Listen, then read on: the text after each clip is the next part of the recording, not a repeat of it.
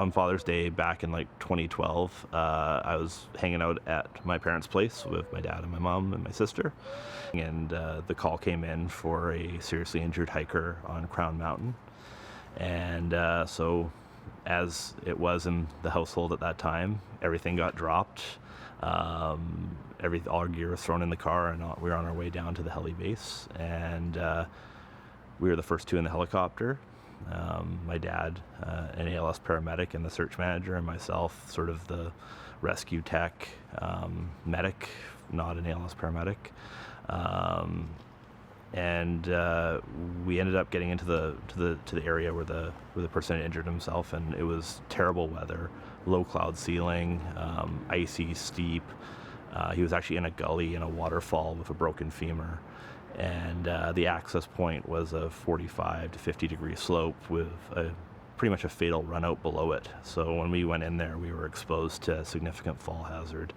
But it was one of those calls where we actually rigged the helicopter for a long line rescue, and we actually flew around for a bit before we could even get in, because the clouds were below where this guy was. But once we got in, what really stood out for me was we actually didn't say a whole lot. It was just the two of us. I climbed up, I set a rope, I belayed him up, my dad, and he started working on the patient. I started digging a trench where we were going to put the guy and work on him. And you know, it was one of those things where it was totally fluid. Communication wasn't really necessary because we both knew what we needed to do, and we both knew this guy would die if we didn't get him out. And the other option to a helicopter evacuation was a 17-hour stretcher carry with a guy with a femur fracture and possibly other internal injuries. We didn't know the severity at that time.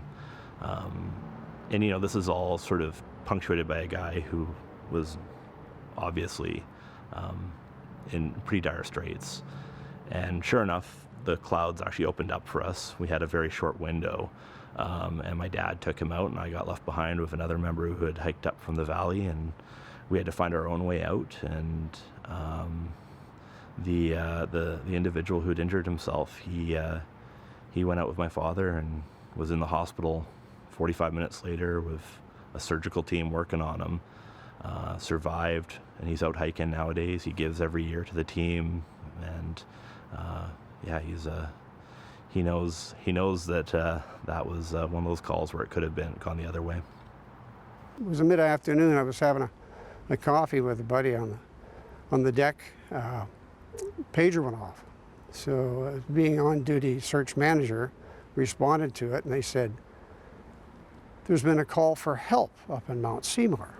Now, we don't know who, we don't know where, we don't know very much, but there was some hikers up there said they heard someone calling for help on an area between Mount Seymour and the inlet, Burrard Inlet.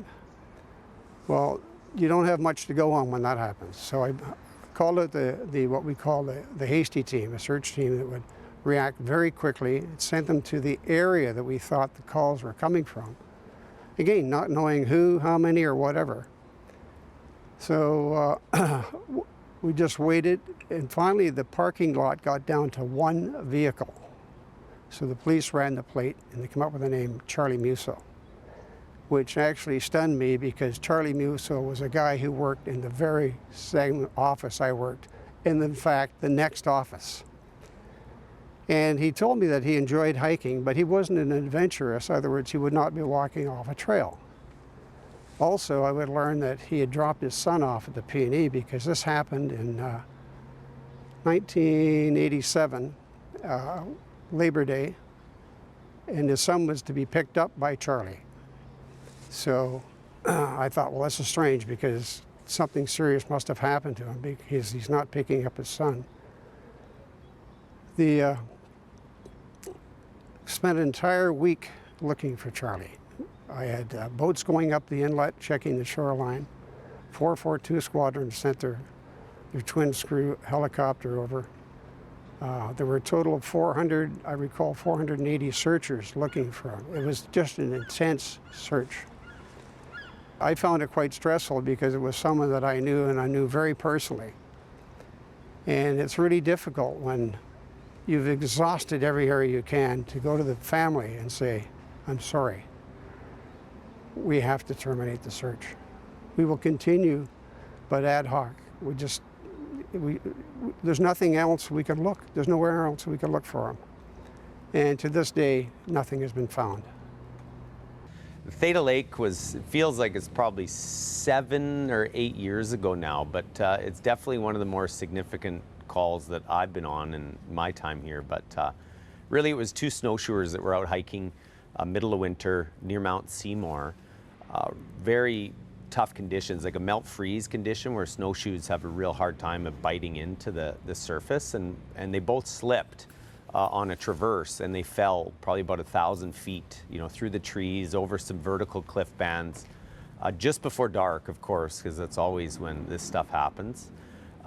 We had a helicopter right here at Fell Street just landed and picked up Tim and Gordy very quickly. Like there was half an hour before dark, and so those guys flew up there right away. They were lucky that they spotted one of the guys. They got out of the helicopter, and the helicopter is gone, and it was dark. Within 10 minutes, it was black out there. So they're lucky that they spotted him. He'd fallen, broken a femur, had some internal injuries, hypothermic, very, very dire for him. If Tim and Gord hadn't have been there that night, he wouldn't have survived the night. So they managed to get him, moved him to the safest location they could find, but they're in the middle of an amphitheater basically that's avalanching, and they're on a little tree island just trying to stay out of the debris that's coming down. It snowed probably 1.5 meters over the next couple days. A helicopter couldn't get in. 2 ground teams got in the next morning, and then it was shut down just because the avalanche hazard was through the roof, and it was not even safe for us to get our own members into the field. So about 8 of us made it in there the next day with some supplies, and luckily the manpower to actually move Tim and Gord and the subject up out of that bowl onto the steeper slope on the side that was protected from the slopes above. And we just listened to avalanches come down all night, right? And luckily, Tim was an ALS paramedic and was able to just keep Chris alive, throughout the night. And we dug snow caves because the tents and the tarps were just getting buried. They couldn't even, they wouldn't withstand the snow that we were getting. So the second day, or the third day, I guess now, into that call, we had highway crews come down and Whistler Blackcomb patrollers with a truck full of explosives, and they came in on skis and worked their way from the top down and just blasted the whole side of Mount Seymour there, brought all the snow down to create a safe route for us to get up and out of there. But in the meantime, Talon managed to make it in also in the helicopter so we could evacuate the subject. And it was almost like a football toss, where the helicopter just came in. There was a very small window of opportunity there, and we just threw Chris up and inside the helicopter, and the machine was gone, and we all stood there in shock.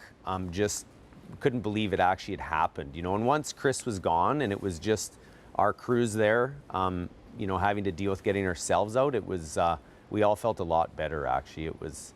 It was like we'd succeeded already, and Chris was gonna make it. So we were a little concerned for him for a while, but yeah, then we just slogged it out. It's a few hours up and out of there to get back to Mount Seymour. And I think everybody was just so happy that Chris was gonna make it, and we got ourselves out. But we got back to the parking lot, we couldn't even find our vehicles. You had to get a probe basically to find your own vehicle in the parking lot. One of the searches that comes to mind as really sticking out for me was the avalanche that we had last winter. So we had a 911 call. It was later in the morning, I believe, that there were 2 snowshoers involved in an avalanche on Runner Peak, one of which was still on the bed surface, clinging to a tree. We were able to phone him and find out that he was secure. He had sort of built himself a platform, had seen his friend go over the edge of the slope and didn't see him after that, and wasn't able to contact him at all. We paged the team right away, responded as a code alpha, which means active avalanche has happened. We had Good turnout of members. We sent members to Bone Creek and Seymour Sar. And we had Talon respond to Bone Creek to pick up members there. Unfortunately, the cloud ceiling wasn't working for us, so we weren't able to fly into the location. So our plan B was a ground team going in from Seymour, led by one of our avalanche forecasters. They were able to make it to Tim Jones Peak, and at that point they had decided the conditions were just not safe to continue on. So a no-go decision is when we made the call that it was unsafe for us to carry into the field, and that was pretty painful. You know, we were trying to look at all the different avenues that we could try to access any point, but it was just the whiteout conditions. It was impossible for us to see what was below us and what was in front of us. And there was really nothing that we could do except for insert through a long line, but the ceiling was kind of touch and go. I mean, in the end, that is what happened, but it was tough being that first team and having, you know, knowing that there's one person who is alive and another person unaccounted for, and we're not able to go. There were some instabilities in the snow that was causing things to release that were a little bit spooky, and to continue on past Tim Jones Peak, you're in some really committing terrain, and he wasn't prepared to put our members at risk for that. So we fell back on our air plan, and fortunately after a couple hours the ceiling had lifted enough that we were able to get eyes on the debris field, and the subject who phoned, who was still stuck on that slope. So he looked to be in a pretty good spot. There was no sign of his partner below in the debris field or in any of the trees around. So the size of the avalanche was 1.5 to about 2, and it just ripped the entire side of the mountain off. You could see a lot of the cliff bands became exposed from it. We scoured the debris through the valley looking for any kind of evidence of a person being there or belongings that could indicate a clue, basically, where they could be or where they could have gone. Yeah, it was a pretty spectacular avalanche from you know, the sky where we were. So we started with a plan to get the one subject that we could see out of there, and that involved a long line to get him off the slope, with our members remaining connected to the line, just because the slope was icy. We didn't want our guys in further trouble, so we were able to long line him out and back to Bone Creek safely. And then once that was done, we got in, and actually once that was done, we managed to get some explosives for control work from Grouse Mountain. We had a crew from Blackcomb down with their cart of dogs who were trained in using explosives, and they were able to get up and do some bombing of the area to clear all of the hang fire out. By this time it was close to dark. We were able to get a team of the Blackcomb handlers, they had cart of dogs with them as well, for a brief search in the debris field that turned up negative with no results. The whole day was pretty chaotic, a lot of moving parts, lots of teams in the area. We had Blackcomb coming down, we had avalanche concerns, safety concerns that we had to mitigate. And then the weather playing a factor, trying to move manpower to where we need it with weather not cooperating was a big challenge. So on the third day, the weather cleared. It was a beautiful day actually in the mountains. We were able to fly a couple small teams into the area. We had our avalanche forecasters go in first. They did an assessment of the conditions to make sure that it was safe to send teams into the debris field. Once that was done, we got 2 dog teams and 2 of our members on the ground in the debris field, and they started a search. We also staged a RIT team, rapid intervention team, just upslope in a safe coal to respond, and we had the helicopter stage there as well to respond if anything were to go wrong. Now, after about 2 or 3 hours, we got a probe strike and began digging, and we found the individual deceased under the snow. So from there, we were able to extract him and bring him back to his family. So it was not really the ending that we wanted, but it was good to be able to bring closure to his family. Trish said she never worried about me out on a search because she thought, well, the rescue team does things right. And it wasn't till after I got back from the Tony Baker search that she started getting a little worried because she could see it in my face. And that was a very tough search, physically and mentally. The way it started was this young boy he was out with I think a church group from Richmond, and he was skiing. It was his first time skiing up Cypress Bowl. And this was very early after they put the new sky chair in, which put people up a little higher, which meant that it was easier to get into those back gullies, where with the lower one, it was tougher to get into those gullies. He skied down and he got into a gully that went down off of Strachan to the east. And when the church group got together, of course there was somebody missing, so they started searching around. They called ski patrol and the police and that. My partner Ross Montgomery and we were given the task to check out the east side of the ski run, and we found track. So we started following this track down this gully. Easily followed because it was fresh snow. It was snowing at the time. So the tracks hadn't filled in yet, but and we thought, okay, we've got this kid. And I remember the tracks going into a little tree well. Great, he'll be asleep inside there. He's taken shelter inside under a tree, the old hug a tree thing.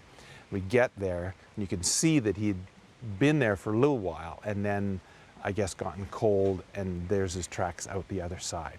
It was very frustrating because we keep following these, and I know in our frame of mind that we had at the time was, he's just ahead of us. We'll get him. The tracks were relatively fresh, so Ross and I kept going. Didn't really, it didn't stop and take care of ourselves as well as we should have, in retrospect. And so the snow turned to rain as we went down the gully. We were pretty soaked, starting to get hungry, and needed to replenish our fuel and water. But we got to the edge of this waterfall, and we could see the track getting to the edge, but we couldn't get down. It was an icy waterfall. So we now had to confirm whether this guy made it over the waterfall and out. So we had to work our way around, come in from the bottom, and it was very icy and slippery in the creek in this pretty narrow gully. And we couldn't see any tracks. We didn't know whether he had come out, and unfortunately he had not. He had fallen off the waterfall and had drowned at the base of it. But when we were working our way through, a whole bunch of snow and avalanche came down off of Hollyburn down into the gully we were in, just pounding away, just free fall down into this gully. It scared us. We realized that conditions were really changing quickly with the snow. We got up out of that gully, got down to an area where the creeks converge, and we're just exhausted. We've been going all night, and this is about 6 in the morning. And I said to Ross, I can't go any further. This is just, I am done. He says, well, there's nobody coming to get us, so we have to. So we've then, you know, got a few, some food in us and some water, and got out of the gully and found our way down to the road in Capilano Watershed, and got a ride out at about 8:30 that morning. So we were up all night, just totally exhausted because we'd just followed these steps. And we got the boy Tony Baker out. Had to get some people into the pool and long line them out with a helicopter with a cargo net. Unfortunately, he had died at the bottom of that waterfall, and ever since then we've referred to that gully as Tony Baker Gully. Actually, we had 2 search and rescue calls come in simultaneously. There was a degree of confusion initially about the 2 calls were related, and ultimately during the call it was determined that there were actually 2 separate rescues on Mount Seymour, both serious in nature, and one very serious in nature. And the way that the team was able to transition their response and ultimately rescue a very seriously injured young Boy Scout essentially saved his life and demonstrated further to me the expertise that they bring to the job. There are countless searches that they've been involved with, and that they've been instrumental in saving the life of the injured person, the hiker, and it's specifically through their equipment, their knowledge, their expertise, and their insight into the mountains here on the North Shore. Haynes Valley is a spectacular hike here on the North Shore. It's one of the most challenging, so we often get calls there, and I have a particular one that comes to mind. You know, on the team we name some features on the North Shore after a rescue, so we've got like Australian Gully on Mount Strachan and Tony Baker Gully that have been named after individuals, and unfortunately both those are deceased, so they were significant calls where people lost their lives. A little less known feature we've named is called Model Creek, and that's up here in the Haynes Valley, and it's after a call I was involved in about 9-10 years ago. How it played out was we got a call about 9 o'clock from the RCMP on a Sunday night in August. It was about this time of year, that there was a car left over at Lynn Canyon, and they had closed the gates. The parks attendants had closed the gates, and so I was just starting out as a search manager. I was probably in my 1st or 2nd year training under Tim Jones at the time, and he sent me up to the parking lot to be there with the RCMP when they opened the vehicle, because as a search manager you could get a lot of information just from opening up a vehicle that somebody left behind on their hike, that a police officer or someone else might not notice. And in this case I was there to open up, and what we saw was there was a guidebook there. It was actually a printout of the Haynes Valley route, guide of it, so that was pretty good information. And then I saw some ladies' dress shoes that were left behind, which to me probably meant she changed out of dress shoes and probably into hiking shoes of some kind, and was likely on the Haynes Valley route. That's about all we knew. With the license plate, we were able to, police were able to get her address, and then were able to get in contact with her boyfriend, and we found out it was a 22-year-old lady. She was a model and had planned to do a hike in Lynn Valley. That's all he really knew, and that she had left at about 1:30 p.m. from Burnaby that day to do a hike in Lynn Valley, and that's all we really had to go on.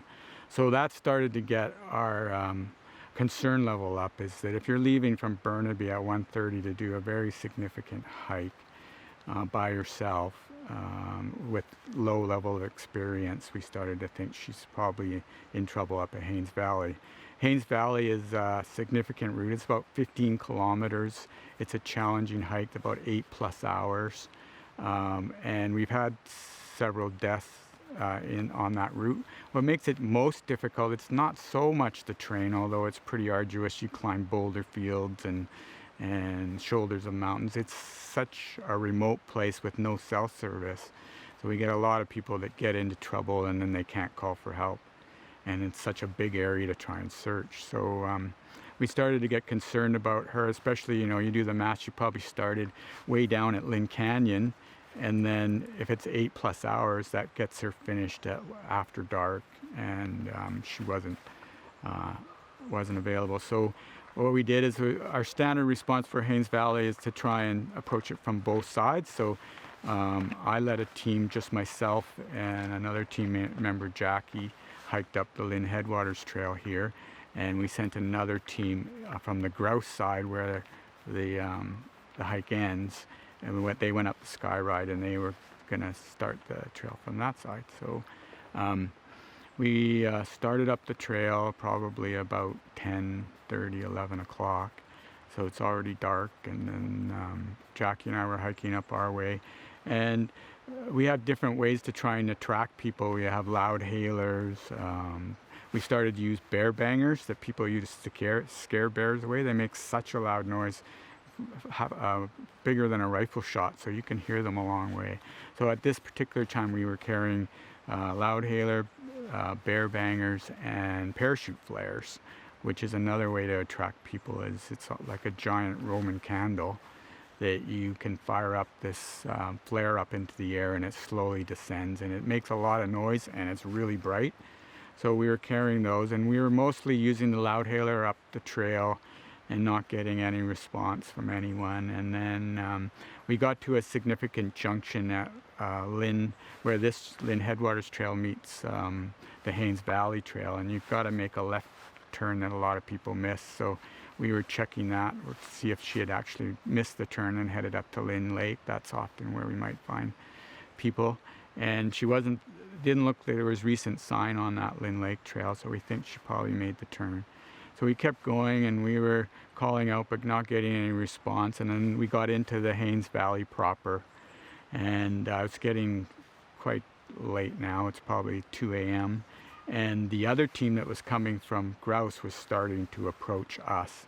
And for me, that was kind of bad news, because if we met, that meant that two teams have come up empty, and we've done the whole route already, and we hadn't seen her.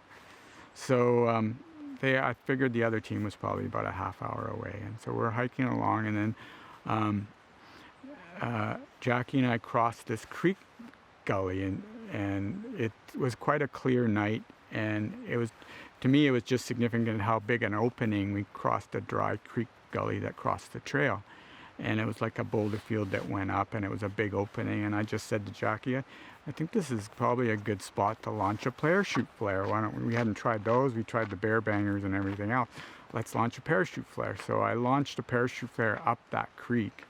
And as soon as it went up, it was really loud, and it started to make a noise. And then we heard a really, really faint call for help. And we thought, that's good news. But it was so faint, it was really hard to triangulate about where it was, but we figured it was probably up that creek gully, which was totally the opposite direction the trail was going. But likely she was up the creek gully, but it was so faint we were worried we were going to lose it if we went further up. So we waited for the other team to come, and then we arranged for the other team to kind of go up the bank of that creek. We would kind of stay in the creek proper and slowly go up and see if we could keep getting voice, because it had gone silent again after. And sure enough, we had took about a half an hour, but we started to climb. Jackie and I ran into significant cliffs on the creek, and I started to wonder, like, how would she have ever gotten up here? But sure enough, my teammate Mike had got voice contact from higher up on the bank, and she was on a ledge in this creek in a waterfall. So she was kind of right up against the creek on a ledge, only about a foot wide, with an overhang above her and the creek running, and she was shivering and cold and wet. And it turned out she was so stuck on that ledge, she couldn't go up, she couldn't go down. and she couldn't hear us calling her, but because she saw the parachute flare, she told us later that's why she called out. And she said the parachute flare almost landed on her head and woke her up. That's how she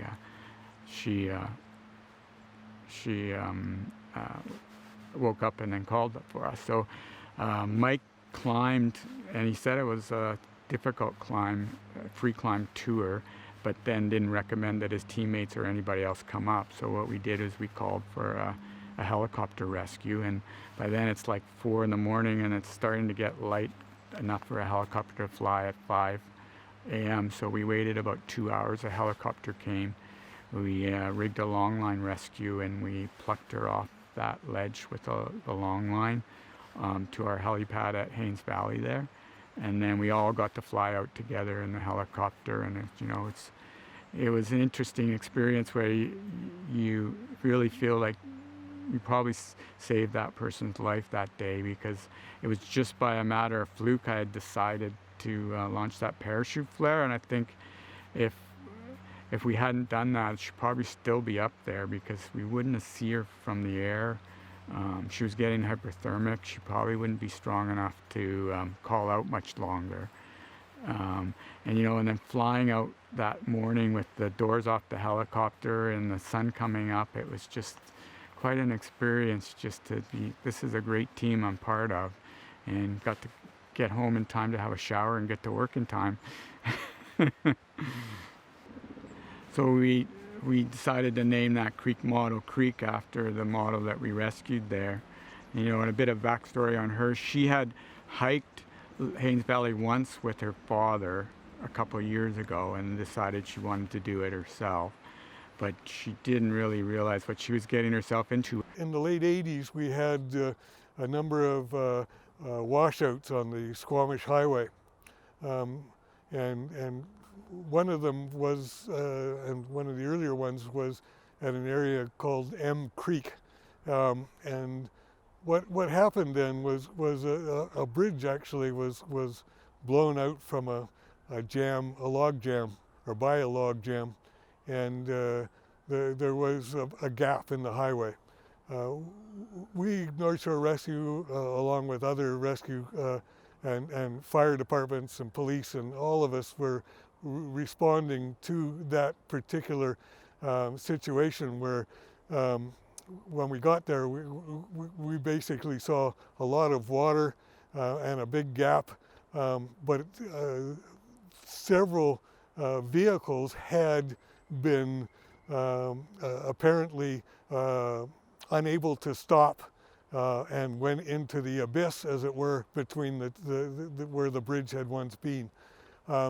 And from our personal standpoint, looking back at it, we went down into the dark of night and looking for any clue of life. And we actually found a vehicle with some people who survived the fact that the vehicle had gone through midair and into the bank on the other side of the waterway. And these people, while injured, were still alive. And if it wasn't for those of us who were considered a bit crazy then to go down into tough situation, the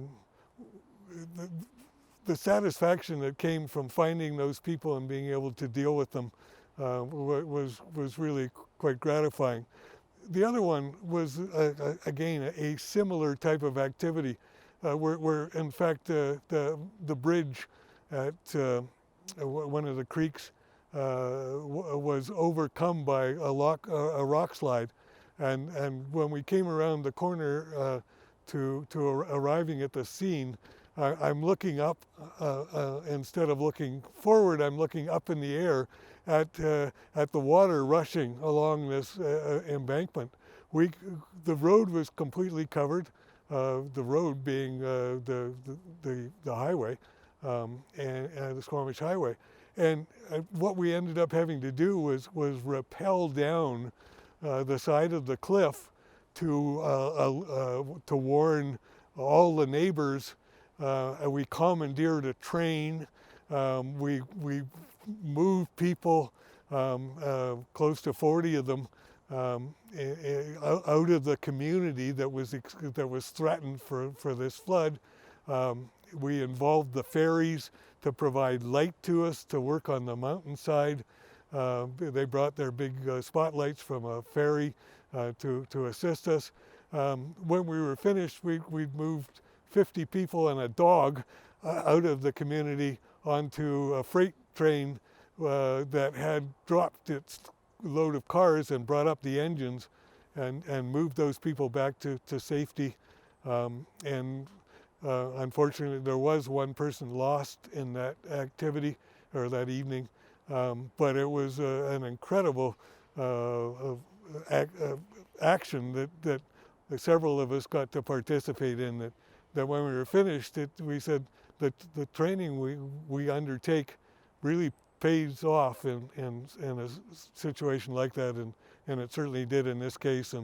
And one of the buses that they brought up to meet the train engine with all of these people on board, on that bus was a passenger that they didn't see when they left town, and he actually was asleep underneath the seats in the back, and he got to witness all this activity, and everybody got a good laugh out of that. But it was a great evening in the sense of feeling warm and fuzzy about what you were doing for the community.